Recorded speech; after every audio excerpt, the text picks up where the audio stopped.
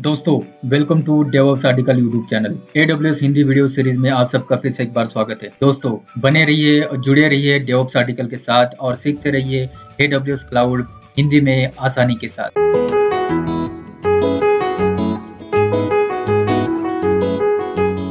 दोस्तों, मैं यहाँ पे आपको रिक्वेस्ट करूँगा, अगर आप youtube.com पे जाएंगे तो यहाँ पे आप डेवऑप्स आर्टिकल नाम से सर्च कर सकते हैं और आपको यहाँ पे स्क्रॉल करेंगे तो डेवऑप्स आर्टिकल नाम से हमारा यूट्यूब चैनल आपको मिल जाएगा। आप यहाँ पे सब्सक्राइब कर सकते हैं और वीडियो को सब्सक्राइब करने के बाद आप लाइक कर सकते हैं, शेयर कर सकते हैं आपके दोस्तों के साथ। और इसके अलावा दोस्तों, DevOpsArticle.com से हमारा एक वेबसाइट है जिसमें हम DevOps tool, Linux, networking, firewall, database, cloud, इन सारी चीज़ों के बारे में हम आर्टिकल लिखते रहते हैं और ये आर्टिकल आपके लिए काफ़ी हेल्पफुल हो सकते हैं। आप इसको स्टेप बाय स्टेप रीड कर सकते हैं, काफ़ी हेल्पफुल रहेगा ये आर्टिकल आपके लिए।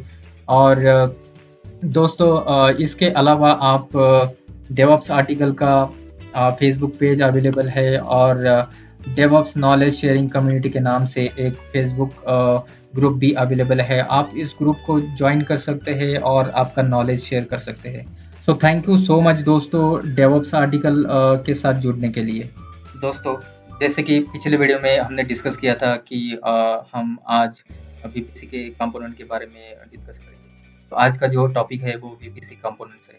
उसको हम 2 या 3 वीडियो में डिवाइड करके मैं आपको समझाऊंगा और आपको एक्सप्लेन करूंगा ताकि आप आसानी से समझ पाए। तो चलिए शुरू करते हैं। दोस्तों, आज के वीडियो में हम ये 5 VPC कंपोनेंट्स है, इसके बारे में हम डिस्कस करेंगे डिटेल में। Virtual private cloud, subnet, internet gateway, employed route और राउटिंग टेबल आप उसको कह सकते हैं, और नेट गेटवे। ये 5 इम्पोर्टेंट और बहुत ही ज़रूरी कंपोनेंट्स है ये VPC के अंदर। तो एक एक करके हम इसको देखेंगे। चलिए चलते हैं नेक्स्ट स्लाइड पे। सो दोस्तों, वर्चुअल प्राइवेट क्लाउड के बारे में डिस्कस करते हैं। क्या होता है वर्चुअल प्राइवेट क्लाउड? तो वर्चुअल प्राइवेट क्लाउड जो होता है वो AWS के टर्म्स में वो एक आइसोलेटेड एक नेटवर्क होता है AWS के अंदर, राइट। आसान भाषा में अगर हम उसको कहेंगे तो एक सेपरेट नेटवर्क होता है, लॉजिकली सेपरेट होता है AWS के अंदर। ज़्यादा आपको इसमें सोचने की ज़रूरत नहीं है। अगर मैं डायग्राम आप देखेंगे इसमें तो डायग्राम में आप आसानी से समझ सकते हैं।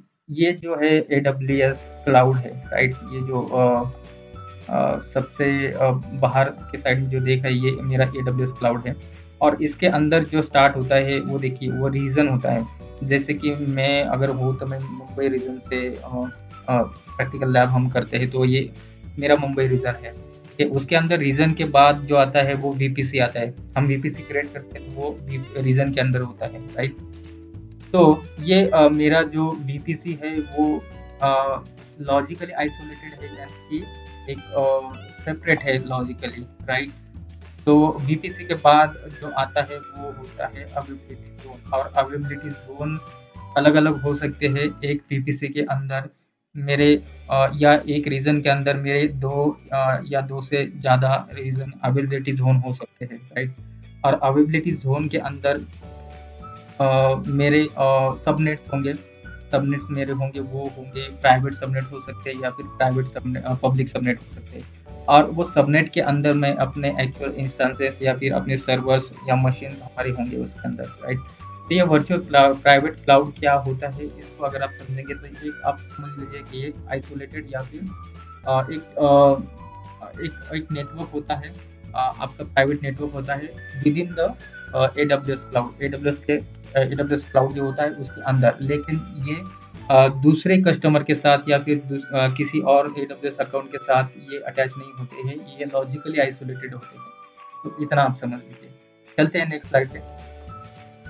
दोस्तों, अब बात कर लेते हैं सबनेट के बारे में। सबनेट क्या होता है? AWS के अंदर सबनेट जो होता है वो एक segment of VPC's IP address range where you can place a group of isolated resources. इसका मतलब ये है कि सबनेट जो होता है वो एक रेंज होता है आपका IP एड्रेस का। और AWS के अंदर जब आप VPC क्रिएट करते हैं तो VPC के अंदर आपको सबनेट बनाने पड़ते हैं। तो आप सबनेट 2 पर्पज से बनाएंगे, एक आपके प्राइवेट मशीन के लिए या सर्विस के लिए बना सकते हैं और एक पब्लिक इंटरफेस के लिए बना सकते हैं। मतलब जो पब्लिकली आपको कम्युनिकेट करना है इंटरनेट के थ्रू, उसको एक्सेस करना है, तो वो सबनेट पब्लिक कहलाता है। तो पब्लिक सबनेट और प्राइवेट सबनेट ऐसे 2 सबनेट हम बना सकते हैं। तो यहाँ पे आसान भाषा में अगर हम कहेंगे तो subnet is a group of range of the IP address, right? और वो आइसोलेटेड होता है एक दूसरे के साथ। तो अगर डायग्राम की बात करेंगे तो डायग्राम में आप देख सकते हैं यहाँ पे ये पब्लिक सबनेट है 10.1.1.0/24 और सिमिलरली दूसरे साइड में मेरा प्राइवेट सबनेट है 10.1.2.0। तो 1.0 और 2.0 ये मेरे अलग-अलग सबनेट है, लेकिन ये एक ही वीपीसी के अंदर है मेरे, राइट? और जो कि मेरा पब्लिक सबनेट है वो इंटरनेट के साथ कम्युनिकेट कर सकता है, राइट? बिकॉज़ इंटरनेट गेटवे मैंने अटैच किया है, यहाँ पे आप देख सकते हैं डायग्राम, राइट? तो मेरा इंटरनेट गेटवे अटैच होने के कारण मेरा प्राइवेट सबनेट इंटरनेट पे जा सकता है, लेकिन मेरा पब्लिक सर्वर ये जो है सबनेट जो है वो इंटरनेट पे जा सकता है, लेकिन प्राइवेट सबनेट जिसको इंटरनेट गेटवे या फिर इंटरनेट पे जाने का कोई रास्ता नहीं दिया है, इसीलिए मेरा प्राइवेट सबनेट इंटरनेट के साथ कम्युनिकेट नहीं करता है, राइट? चलते हैं नेक्स्ट स्लाइड पे। दोस्तों अब जान लेते हैं इंटरनेट गेटवे के बारे में। क्या होता है internet gateway? An internet gateway is a virtual router that connect a VPC to the internet, right? ये इंटरनेट गेटवे जो होता है एक वर्चुअल राउटर होता है जो आपको आपके सबनेट को स्पेशली जो भी सबनेट को आप इंटरनेट पे पहुंचाना चाहते हैं, आपके ट्रैफिक को इंटरनेट पे एक्सेस करना चाहते हैं, तो उसको उसके थ्रू हम जो होता है आपका सबनेट या फिर आपका ट्रांसलेट को आप इंटरनेट पे पहुंचा सकते हैं। Internet gateway is a router. आप आसान भाषा में कहेंगे तो राउटर है ये internet gateway, right? Default VPC already attached with internet gateway. तो जब भी हम वीपीसी क्रिएट करते हैं या फिर जो भी एडब्ल्यूएस अकाउंट में जो भी अपना डिफॉल्ट वीपीसी होता है उसमें अपना इंटरनेट गेटवे जो होता है वो ऑलरेडी अटैच होता है। लेकिन अगर आप कस्टम वीपीसी क्रिएट करेंगे तो कस्टम वीपीसी के अंदर आपको इंटरनेट गेटवे क्रिएट करना पड़ता है मैन्युअली, वो ऑटोमेटिकली क्रिएट नहीं होता है, राइट?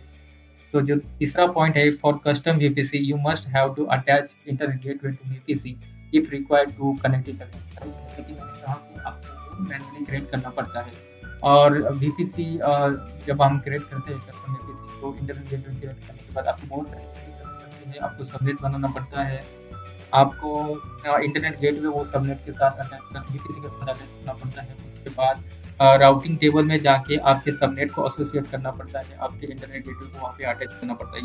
ये सारी चीज़ें आपको मैन्युअली करनी पड़ती है कस्टम वीपीसी के अंदर, राइट? तो internet gateway supports both for IPv4 and IPv6। Internet gateway जो होता है वो दोनों को सपोर्ट करता है, IPv4 और IPv6। आगे बात करते हैं, ensure your subnet to be added in route table to access internet. तो जब भी आप इंटरनेट गेटवे क्रिएट करते हैं तो वो यहाँ पे लिखा है कि ensure your subnet to be added in route table to access internet, right? तो इसका मतलब ये है कि जब भी आप सबनेट क्रिएट करेंगे तो वो सबनेट को राउट टेबल में जाके आपको उसको एसोसिएट करना पड़ेगा, right? Ensure your subnet to be added in route table to access internet. तो यहाँ पे अगर आप डायग्राम में देखेंगे मेरा सबनेट 1 है जिसका IP एड्रेस आप देख सकते हैं या नेटवर्क देख सकते हैं 10.0.0.0/24। तो इसके राउटिंग टेबल में अगर मैं इंटरनेट गेटवे अटैच करूंगा, ये तो 10.0.0.0/16 जो देख रहे हैं आप, वो डिफॉल्ट है, डिफॉल्ट राउटिंग टेबल है वो। तो इसको मुझे अगर ये 10.0.0.0 इस सीरीज का जो भी कोई मेरा मशीन है, मान लीजिए कोई एक मशीन होगा इस सीरीज में मेरा, तो वो मशीन को अगर मुझे इंटरनेट पे पहुंचाना है, इंटरनेट पे अलाउ करना है, तो उसके लिए मुझे यहाँ पे इंटरनेट गेटवे ऐड करना पड़ेगा। मतलब कि यहाँ पे मुझे राउटिंग टेबल में जाके 0/0/0.0.0/0 और इंटरनेट गेटवे का आईडी मुझे यहाँ पे या फिर मुझे वो राउटिंग टेबल में ऐड करना पड़ेगा। उससे पहले मुझे इंटरनेट गेटवे क्रिएट करना पड़ेगा। तो हम प्रैक्टिकली जब हम परफॉर्म करेंगे, प्रैक्टिकल लैब में जब देखेंगे तो आपकी सारे डाउट क्लियर हो जाएंगे। इंटरनेट गेटवे कहाँ से क्रिएट करते हैं, राउटिंग टेबल में उसको कैसे ऐड करते हैं, तो वो मैं आपको डिटेल में बताऊंगा, डिटेल में उसको हम सीखेंगे। लेकिन अभी के लिए जान ले कि इंटरनेट गेटवे क्या होता है, उससे जुड़ी क्या बहुत ही बेसिक और उतनी ही इम्पोर्टेंट चीज़ें बातें क्या होती है वो आप यहाँ पे जान लें, राइट। तो इस डायग्राम में आप देख रहे हैं कि इंटरनेट गेटवे क्रिएट करने के बाद आपको उसको राउटिंग टेबल में जाके उसको ऐड करना पड़ता है, एसोसिएट करना पड़ता है सबनेट के साथ, तभी जाके वो आपका जो सबनेट है या फिर सबनेट के अंदर जो भी कोई इंस्टेंस है वो इंटरनेट पे एक्सेस हो सकता है, राइट। तो चलते हैं नेक्स्ट पेज पे। दोस्तों आप जान लेते हैं एम्प्लॉयड राउटर और या फिर राउटिंग टेबल के बारे में। जैसे कि हमने पिछली स्लाइड में देखा कि क्या होता है एम्प्लॉयड राउटर या फिर राउटिंग टेबल आप उसको कह सकते हैं। तो ये एक लॉजिकल राउटर ही होता है जो AWS में अगर आप देखेंगे अकाउंट में जाके तो आपको ये एग्जिस्ट नहीं करेगा या फिर आपको दिखेगा भी नहीं। तो ये अवेलेबल होता है, लॉजिकली होता है, वहाँ पे आप उसको देख नहीं सकते हैं। लेकिन ये क्या काम करता है, ये दो अवेलेबिलिटी जोन को आपस में कम्युनिकेट कराने के लिए काम करता है, राइट। राउटर का फंक्शन क्या है? राउटर का फंक्शन है to connect the multiple networks each other and we can communicate, we can do the routing on that router, we can configure the routing policy, routing table, and using that we can communicate, we can do the communication between multiple subnets, right. तो उसके लिए ये routing या फिर implied router availability I mean AWS account पे होता है, right. सो इसके अलावा ये VPC को भी connect VPC to the internet gateway, right. VPC को भी जो भी अपना पूरा VPC सबनेट है, VPC के अंदर जितने भी सबनेट है उसको अगर हम इंटरनेट गेटवे अटैच करेंगे तो वो सारे सबनेट इंटरनेट पे एक्सेस हो जाएंगे। तो वो क्या करता है, राउटिंग का काम करता है इम्प्लाइड राउटर, राइट। आगे बात करते हैं, we can create 200 route table per VPC and 50 route entries per route table. इसका मतलब ये है कि हम 200 राउट टेबल्स पर VPC, मतलब एक VPC के अंदर हम 200 राउट टेबल्स क्रिएट कर सकते हैं और एक राउट टेबल के अंदर हम 50 पॉलिसीज या फिर 50 एंट्रीज, 50 एंट्रीज जो होती है वो हम राउट टेबल की एंट्री मैं बोल रहा हूँ, राउट टेबल्स हम 50 क्रिएट कर सकते हैं उसके अंदर, राइट।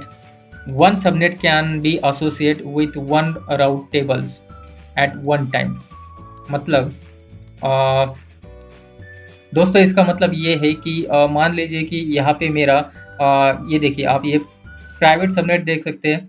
तो प्राइवेट सबनेट में मेरा सबनेट क्या है, मेरा सबनेट है 10.0.0.5, राइट। तो 0.5 का मैं यहाँ पे आप देख सकते हैं 0.5 अगर मैं यहाँ पे दे दूंगा तो सेम 0.5 मैं यहाँ पे और नहीं दे सकता, राइट। या फिर किसी और सबनेट में मैं उसको दे नहीं सकता क्योंकि यहाँ पे लिखा है one subnet can be associated with the one route table at one time. मतलब एक सबनेट 0.5 का जो सबनेट है वो मैं एक टाइम पे एक ही राउटिंग टेबल में एसोसिएट कर सकता हूँ।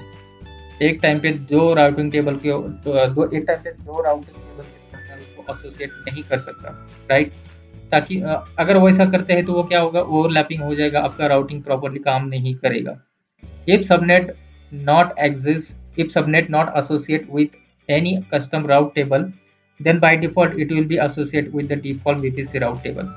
आपने अगर कोई सबनेट क्रिएट किया है और उसको आपने कस्टम आपके राउट टेबल के साथ एसोसिएट नहीं किया है तो बाय डिफ़ॉल्ट जो डिफ़ॉल्ट VPC है उसके राउट टेबल में एसोसिएट हो जाता है, राइट। तो आपको जब भी आप कस्टम VPC क्रिएट करेंगे तो आपको उसको राउटिंग में जाके या फिर राउटिंग टेबल में जाके उसको एसोसिएट भी करना पड़ता है। अदरवाइज क्या होगा, आपका जो डिफ़ॉल्ट VPC है उसके राउटिंग टेबल में जाके वो एसोसिएट हो जाएगा बाय डिफ़ॉल्ट, राइट।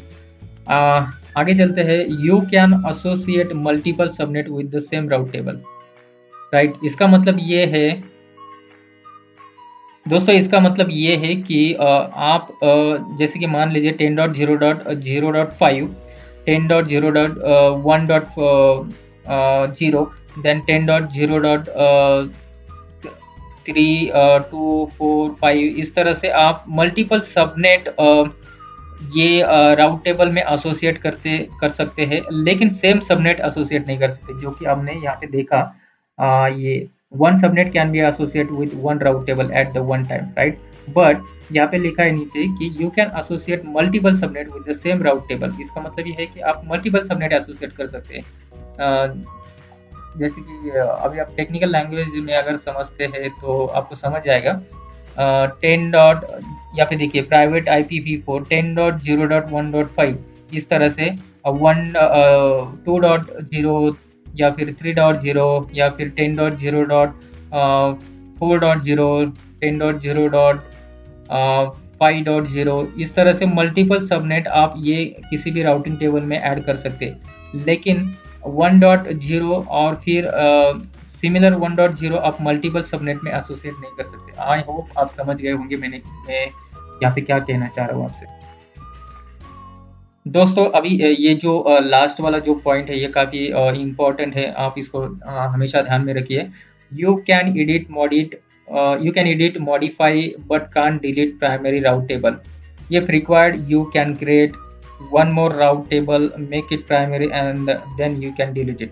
इसका मतलब ये है कि दोस्तों जब राउट टेबल क्रिएट होता है या फिर जब आप कस्टम ईपीसी क्रिएट करते हैं, तो जब उसमें आप राउटिंग बनाते हैं तो जो प्राइमरी राउट टेबल होता है उसको आप एडिट नहीं कर सकते, उसको मॉडिफाई नहीं कर सकते।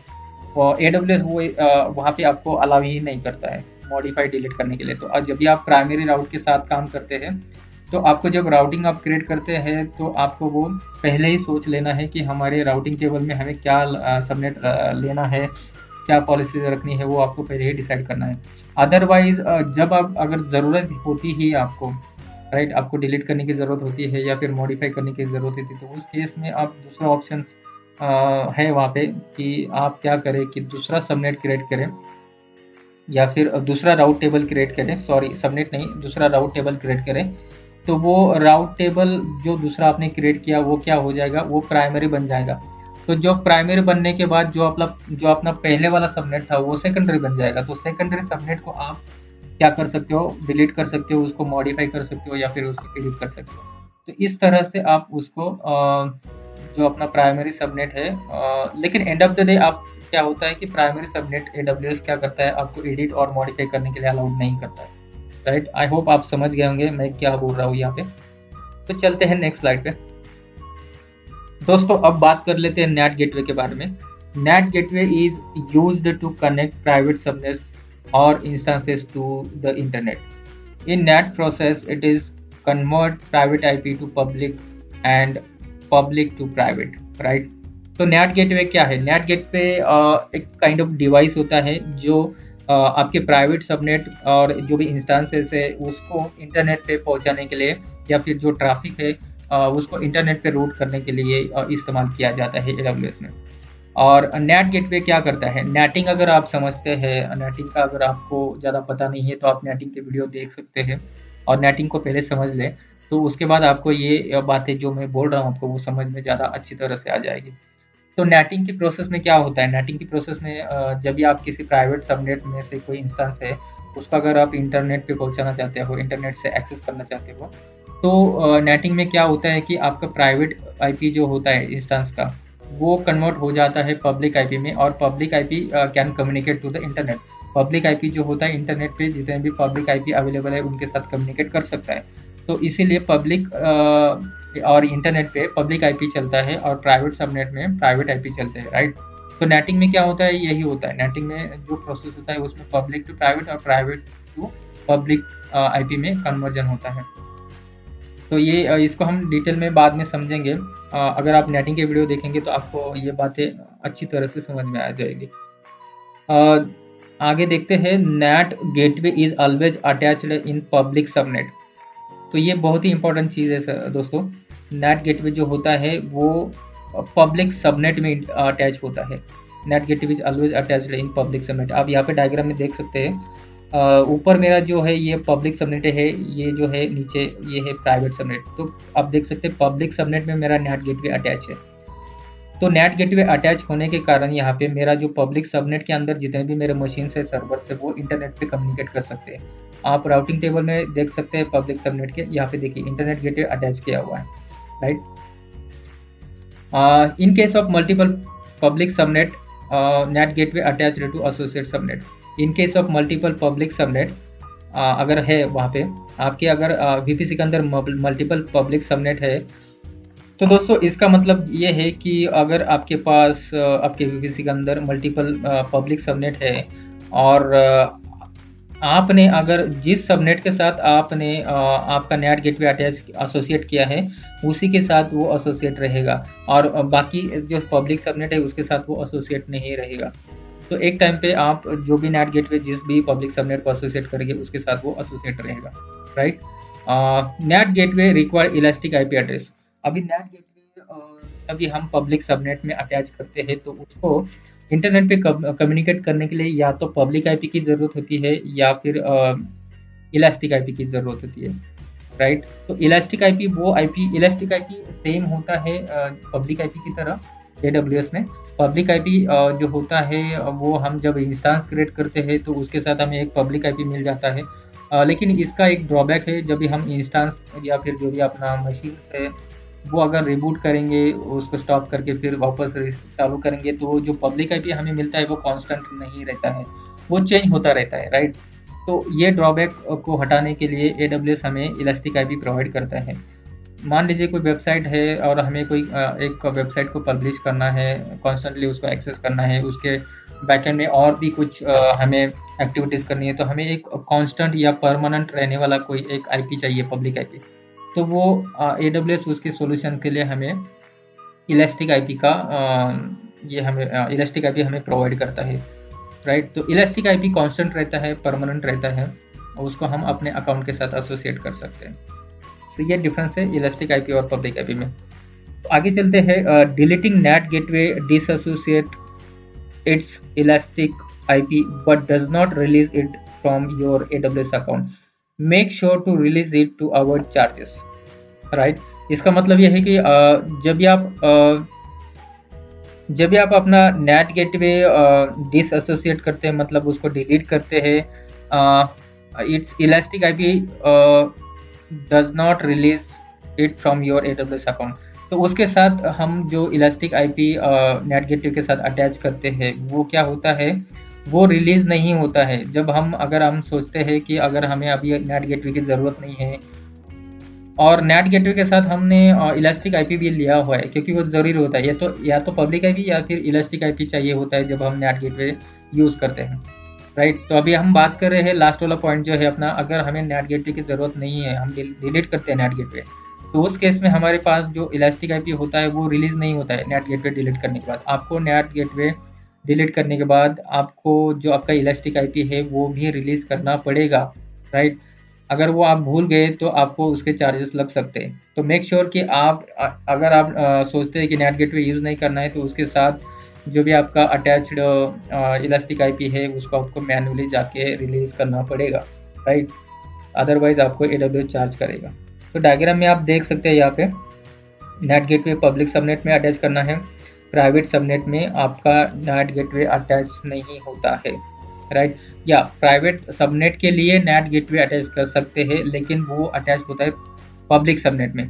तो जो नेटिंग का प्रोसेस आप फर्स्ट पॉइंट में देख रहे हैं, मान लीजिए मेरा 10.0.1.7 का जो इंस्टेंस है उसको मुझे अगर इंटरनेट पे भेजना है तो यहाँ पे मुझे नेटिंग करना पड़ेगा, और net gateway always public subnet में लगता है। मान लीजिए यहाँ पे मैंने नेटिंग किया है, और ये देखिए आप, मेरा 1.5, 1.6 और 1.7 ये तीन मेरे जो मशीन्स है या फिर सर्वर कह लें आप, ये तीन सर्वर यहाँ पे राउटिंग टेबल में आप देख सकते हैं 0.0.0.0/0, मतलब कोई भी मेरा जो ट्रैफिक आ सकता है ये प्राइवेट सबनेट से, उसको नेट गेटवे दिया है यहाँ पे। तो ये नेट गेटवे के थ्रू या नेट गेटवे को यूज़ करके वो इंटरनेट पे चले जाए, राइट। तो मेरा प्राइवेट सबनेट जो है वो इंटरनेट पे जा सकता है, क्योंकि यहाँ पे मैंने उनका राउटिंग टेबल में गेटवे दिया है नेट गेटवे।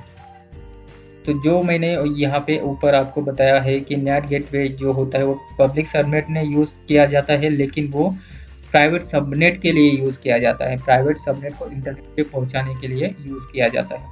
आई होप आप समझ गए होंगे यहाँ पे कि नेट गेटवे क्या है। तो दोस्तों इस वीडियो में हमने 5 बहुत ही इम्पोर्टेंट वीपीसी के कंपोनेंट्स के बारे में हमने डिस्कस किया है। Virtual private cloud, subnet, internet gateway, routing table और नेट गेटवे। आने वाले वीडियो में हम और जो बचे हुए हमारे इम्पोर्टेंट वीपीसी के कंपोनेंट्स थे उसके बारे में डिस्कस करेंगे।